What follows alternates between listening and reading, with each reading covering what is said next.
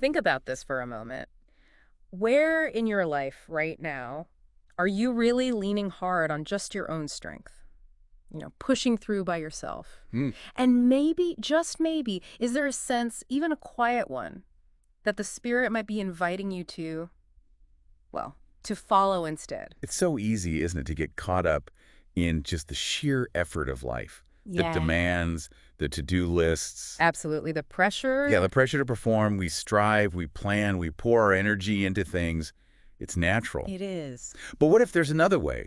Not just willpower, but maybe a deeper kind of navigation system. That's exactly it. That's what we want to explore today, this whole idea of walking by the Spirit. Mm. And not as some, lofty, mystical thing, but as something really practical for everyday life. Right, how you actually live. Yeah, how we take our next steps, how we talk to people, the choices we make day in, day out. Well, the scriptural anchor for this, you find it in Galatians 5:1 scene. It says, walk by the Spirit, and you will not gratify the desires of the flesh. And that's not just like old theological jargon. It's really a call, an invitation to live a certain way, tapping into something beyond just us. Okay, so let's make that concrete. What does walking by the Spirit actually look like on a Tuesday afternoon? How do you do that? So fundamentally, it's about consciously inviting God through the Holy Spirit into all the pieces of your life. The big stuff, sure, but the small stuff too. All of it. All of it. It's a choice. Seeking His view, His wisdom. And it often means slowing down deliberately. Which is hard. It really is. In this world that just rushes, walking by the Spirit often asks us to pause, to listen, to tune into guidance that's often more like a whisper. Right, so less reacting on impulse and more responding from a place that's, I guess, deeper than just how you feel in that split second. Precisely, yeah. When we just run on impulse, what the Bible calls desires of the flesh, which, we could see as our immediate urges or maybe self-focused drives, we tend to just react. Yeah, short-term thinking. Exactly. Short-term satisfaction. But living by the Spirit, that brings insight, a clearer picture, understanding the ripples of our choices. Okay. And the Holy Spirit helps us resist those knee-jerk reactions, helps us stay focused on what truly matters long-term. And that role of the Holy Spirit is key here, isn't it? It's not just a feeling. It's presented as an active guide, a helper. Absolutely. An advocate even, someone right there alongside us. When we open ourselves to that leading, we get access to wisdom beyond our own. We find strength we didn't know we had, strength to face things that feel, overwhelming on our own. Yeah. And ultimately, it empowers us to love better, to live more boldly. It's this shift, really, from our limited power to something much greater. Okay, so this is starting to feel less like just a nice idea and more like something that could actually change how you live your day. Do we have examples? Like, what does this look like on the ground? Oh, definitely. Think about a nurse in Brazil, this was a few years back, around 2025, working in a really busy clinic. And she felt this prompting, a nudge from the Holy Spirit, she described it, to just pause and pray before seeing each patient. Just a quick prayer. Yeah, nothing elaborate, just a quiet inner sense that she should do this. And what happened? What difference did that make? She said it completely changed her perspective, how she saw the people coming to her.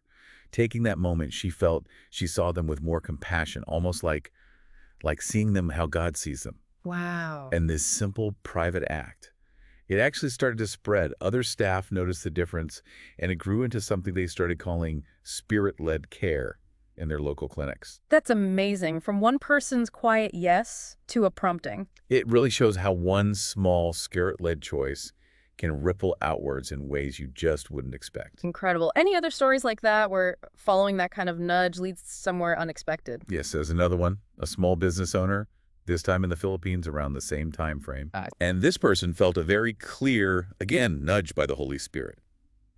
The prompting was to tithe, give away the money from their very first sale each day.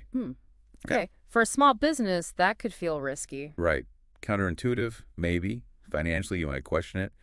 But the inner leading was strong. So they did it. And the result? Within just a few months, the business grew significantly. It actually doubled. Wow. But it wasn't just the money. The business itself kind of transformed.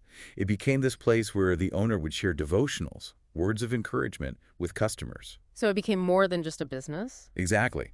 That initial act of obedience, following that spiritual guidance, didn't just bring financial blessing, it turned the whole enterprise into a source of hope for people. It just highlights how these spirit-led steps can echo out in ways we just can't foresee. It's really interesting that both examples involve a quiet prompting, a nudge, not a booming voice from the clouds. That really fits, doesn't it? With the idea that the Holy Spirit often doesn't shout, but he leads with power, which means we need to cultivate an attentiveness, a willingness to listen for those quieter signals. Amidst all the noise. Yeah, amidst the noise of our own desires, the world's demands. Learning to pick out that subtle, different kind of direction, and recognizing that quietness doesn't mean lack of power. Often it's the opposite. And this whole approach, walking by the Spirit, you often hear it connected to living in step with grace. What does that phrase really capture? I think it points to living in alignment, in sync with God's favor, his provision. When you're walking in step with the Spirit, you're moving in harmony with his flow, his intended path for you. So not just striving on your own steam. Exactly. Not just relying on your own effort, but being open to and carried by a grace that's bigger than your own abilities. It's just tapping into a current of blessing and support you couldn't generate yourself. Which really circles back to where we started, doesn't it? That contrast, the potential burnout of always relying just on yourself versus being open to following the Spirit's invitation. It really makes you think. It does. It's about noticing where we're white-knuckling it, holding on to our plans so tightly, Yeah.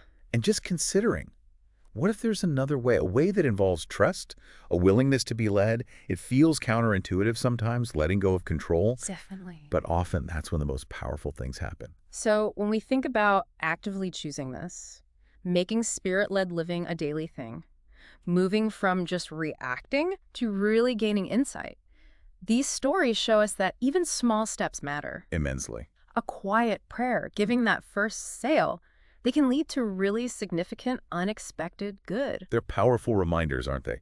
That we're not designed to do life just on our own reserves. Yeah. There's guidance available. A Spirit leading with real power even when it's quiet. The question becomes, are we actually listening? Yeah, are we tuning in?